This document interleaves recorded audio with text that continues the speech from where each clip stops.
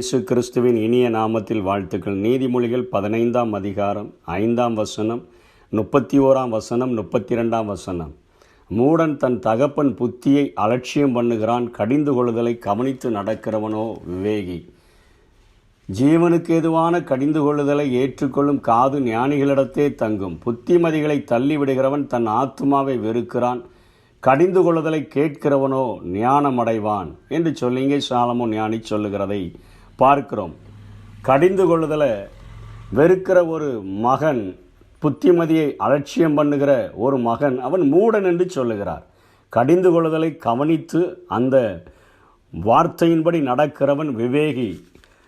பிள்ளைகளே, உங்கள் பெற்றாருக்கு கர்த்தருக்குள் கீழ்ப்படியுங்கள், இது நியாயம் என்று நாம் வேதத்திலே பார்க்கிறோம். கடிந்து கொள்ளுதலும் தவறான காரியங்களுக்கு ஜெபிக்கக்கூடாது, வேதம் வாசிக்கக்கூடாது, கர்த்தரை தொழுது கொள்ளக்கூடாது, அவரை நேசிக்கக்கூடாது என்கிற மாதிரி கடிந்து கொள்ளுதல்கள் வந்தால் அதை கவனிக்க வேண்டுவதில்லை என்பதை உறுதிப்படுத்தும் வண்ணமாகத்தான் 31ஆம் வசனத்தில் ஜீவனுக்கு ஏதுவான கடிந்து கொள்ளுதலை ஏற்றுக்கொள்ளும் என்று சொல்லப்படுகிறது. ஏற்றுக்கொள்ளும் காது ஞானிகளிடத்தே தங்கும். ஜீவனுக்கு ஏதுவான நல்ல ஆலோசனைகள், நல்ல கடிந்து கொள்ளுதல்கள் நம்மை நோக்கி வரும்பொழுது அவைகளை கட்டாயம் நாம் ஏற்றுக்கொள்ள வேண்டும். அதுவும் கர்த்தரிடத்திலிருந்து, கர்த்தருடைய பிள்ளைகள் மூலமாக நமக்கு வருகிற கடிந்து கொள்ளுதல்களை நாம் ஏற்றுக்கொள்ள வேண்டும் என்பதை இங்கே சாலமோன் ஞானி குறிப்பிடுகிறதை பார்க்கிறோம். சங்கீதம் 50ஆம் அதிகாரம் 16-17 சங்கீதக்காரனாகிய தாவீது சொல்லுகிறார், தேவன் துன்மார்க்கனை நோக்கி சொல்லுகிறது போல, சிட்சையை நீ பகைத்து என் வார்த்தைகளை உனக்கு பின்பாக நீ எரிந்து போடுகிறாய் என்று சொல்லுகிறார். நீ உன் பின்பாக எரிந்து போடுகிறாய். மூடர்கள் தான் தகப்பனுடைய புத்தியை அலட்சியம் பண்ணுறாங்க, கடிந்து கொள்ளுதலை கவனித்து நடக்கிறதில்ல. புத்திமதிகளை தள்ளி விடுகிறவன் தன் ஆத்மாவை வெறுக்கிறான், கடிந்து கொள்ளுதலை கேட்கிறவனோ ஞானமடைவான் என்று சொல்லி. நமது செயல்களினுடைய விளைவுகள் நமக்கு தெளிவாக தெரிவதை விட பிறருக்கு நன்றாக தெரியக்கூடியதாக இருக்கும். நம்ம நினைப்போம் மனுஷனுக்கு செம்மையாய் தோன்றுகிற வழி அப்படின்னு சொல்லி நம்ம நினைப்போம். ஒருவேளை அதனுடைய முடிவுகள் மரண வழிகளாக இருப்பது மற்றவர்களுக்கு அது தெரிய வாய்ப்புண்டு. அவர்களெல்லாம் நமது செயல்களினுடைய குறைபாடுகளை கூறும்போது அவற்றை அலட்சியம் பண்ணாமல் கவனமாக நம்ம கேட்கணும்.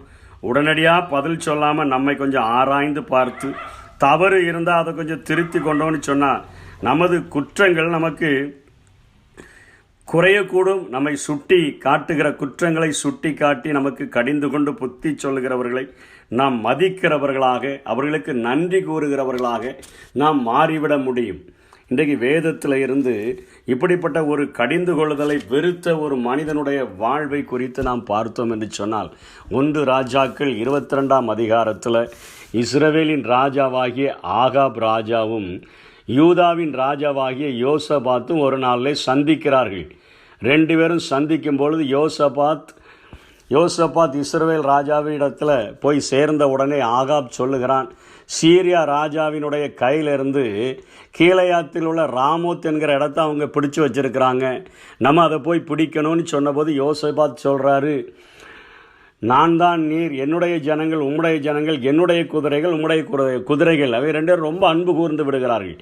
உடனே அவர்கள் சரி ஓகே, நாம் யுத்தத்துக்கு போகலாம், சீரியர்களை ஜெயிக்கும்படியாக நம்மிடத்திலிருந்து கைப்பற்றப்பட்ட அந்த ராமோத்தை கைப்பற்றி கொள்ளும்படியாக நம்ம கடந்து செல்லலாம் என்று சொல்லி அவர்கள் தீர்மானிக்கும் போது யோசபாத் ஒரு காரியத்தை சொல்லுகிறான், கர்த்தருடைய வார்த்தையை நாம் கொஞ்சம் விசாரித்து அறிவோம். போகலாமா, போக வேண்டாமா, நாம் ஜெயிப்போமா, ஜெயிக்க மாட்டோமா, இந்த காரியத்தில் நமக்கு வெற்றி கைகூடி வருமா, வராதா, ஆண்டவர் இந்த காரியத்தை குறித்து என்ன நினைத்திருக்கிறார் என்பதை அறிந்து கொள்ளும்படியாக நாம் தீர்க்கதரிசிகளிடத்தில் விசாரித்து கேட்போம் என்று சொல்லி அழைத்த பொழுது அவர்கள் ஏறக்குறைய 400 தீர்க்கதரிசிகளை இஸ்ரவேலின் ராஜா கூடி வர செய்து, அவர் கீலேயாத்துள்ள ராமோத்தின் மேல் யுத்தம் பண்ண போகலாமா, போகலாகாதா என்று அவர்களை கேட்டபொழுது அவங்க எல்லாரும் ஒரே பதிலை சொல்கிறாங்க. ஏன்னா ராஜா கூப்பிட்டுருக்கிறார்.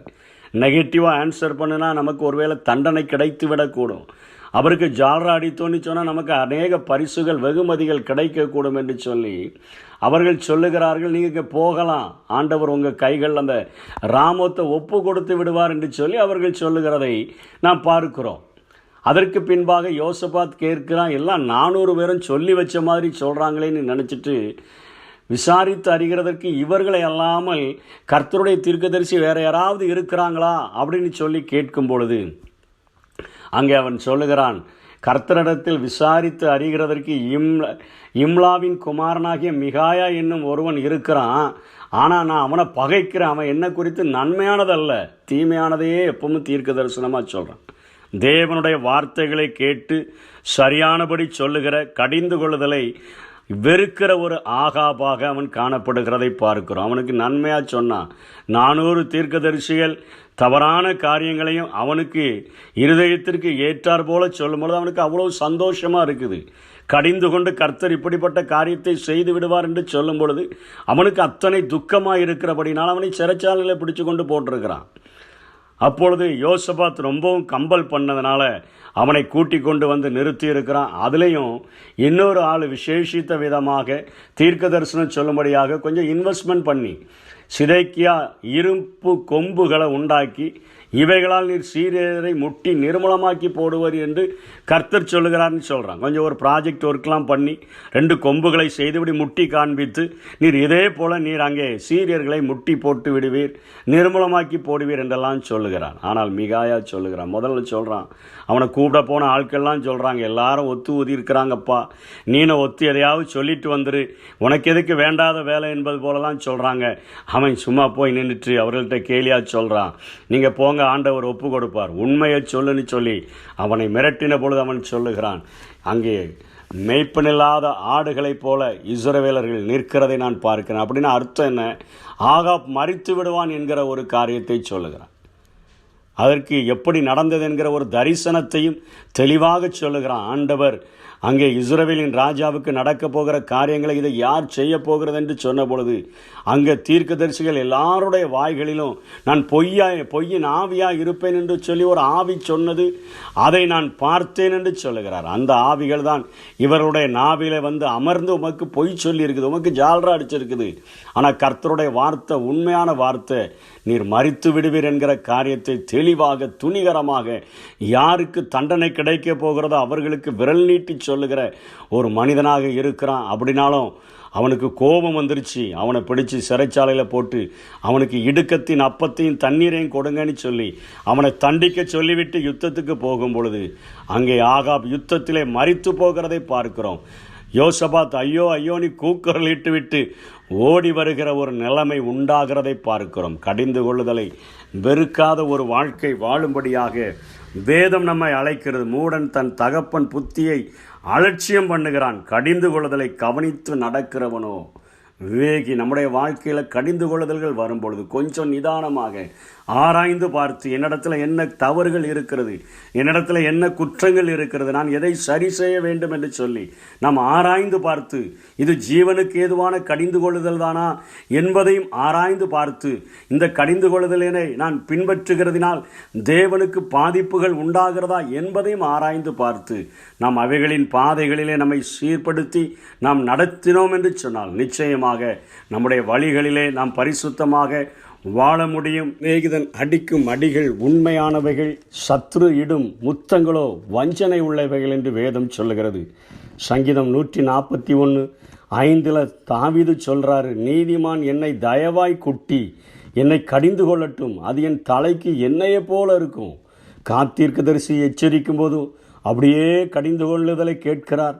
அதே போல் நாத்தான் தீர்க்கதரிசி அவரை எச்சரிக்கும் பொழுதும் அவ்வளோ பெரிய ராஜாவாக இருந்த போதிலும் அவர் அதை ஏற்றுக்கொள்கிறதுனால சொல்கிறார், என் தலை அதை அல்லல் தட்டுவதில்லை, அவர்கள் இக்கட்டுகளில் நான் இன்னும் ஜெபிப்பேன். நீதிமான் என்னை தயவாக குட்டி என்னை கடிந்து கொண்டு அவர்கள் எனக்கு சொல்லுகிற ஆலோசனைகளை நான் கேட்டு அதன்படி நடப்பேன், அவர்கள் இக்கட்டில் கூட நான் இன்னும் அவர்களுக்காக ஜெபிப்பேன் என்கிற ஒரு ஆலோசனையை சொல்லுகிறதை நாம் பார்க்கிறோம். இந்த உலகத்தில் கடிந்து கொள்ளுதலை ஏற்றுக்கொள்வோம், நம்முடைய வழிகளை சீர்படுத்துவோம். கர்த்தர் தாமே நம்மை ஆசீர்வதிப்பாராக. ஆமென். காயப்படுத்தி கட்டுப்போடும் கர்த்தரே, அடித்தாலும் அணைக்கின்ற அன்பரே, என்னை காயப்படுத்தி கட்டுப்போடும் கர்த்தரே, அடித்தாலும் அணைக்கின்ற அன்பரே, உமக்கே ஆராதனை.